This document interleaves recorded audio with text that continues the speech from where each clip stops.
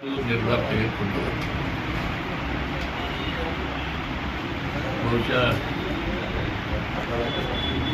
13ನೇ ತಾರೀಕು 14ನೇ ತಾರೀಕು ಚುನಾವಣೆ ನಡೆದು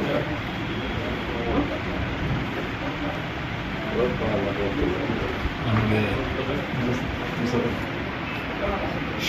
ಈ ಒಂದು ಪವಿತ್ರವಾದಂಥ ಸಂವಿಧಾನಾತ್ಮಕ ಸ್ಥಾನವನ್ನು ವಹಿಸಲಿಕ್ಕೆ ಸಾಧ್ಯ ಮಾಡಿಕೊಡ್ತಾ ಇದ್ದಾರೆ.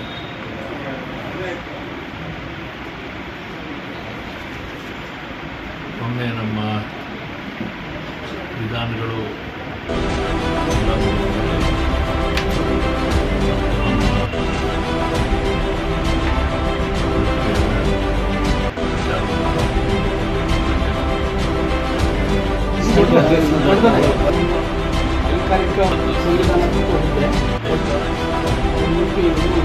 ಆಡಳಿತಾತ್ಮಕ ನಾವು ಯಾವಾಗಲೂ ಪಕ್ಷದ ಆದೇಶಗಳಿಗೆ ನಮ್ಮದೇ ನಾಯಕ ಮಾಡಿರ್ತೀವಲ್ಲ ಅದಕ್ಕೆ ಯಾವಾಗಲೂ ಬಂದರಾಗಿ ಇವತ್ತಲ್ಲ ನಾವು 45 ವರ್ಷದಿಂದ ಒಬ್ಬ ಪಕ್ಷದ ನಿಷ್ಠಾವಂತ ಕಾರ್ಯಕರ್ತನಾಗಿ ಕಾರ್ಯವನ್ನು ಮಾಡ್ಕೊಂಡು ಬರ್ತಾರೆ.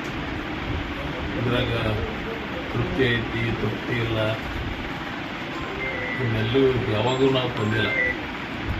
40 ವರ್ಷ ಆದಮೇಲೆ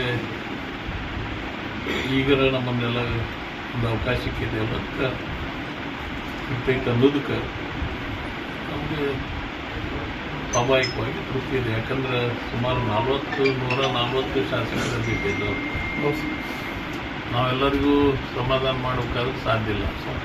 ಸಚಿವರು ಎಷ್ಟು ಮಂದಿ ಆಗಬೇಕು? ಬರೀ 33 ಜನ, ಮೊದಲು 15%.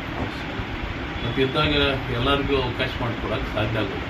ಸ್ವಾಭಾವಿಕವಾಗಿ 1-2 ದಿವಸ ಎಲ್ಲರೂ ಮನಸ್ತಾಪ ಆಕೈತಿ. ಹಿರಿಯರು ಇರ್ತಾರೆ, ಅನುಭವಸ್ಥರು ಇರ್ತಾರೆ, ಕೆಲವೊಮ್ಮೆ ನಾನಾ ಕಾರಣದಿಂದ ಅವ್ರಿಗೆ ಅವಕಾಶಗಳು ವಂಚಿತರಾಗಿರ್ತಾರೆ.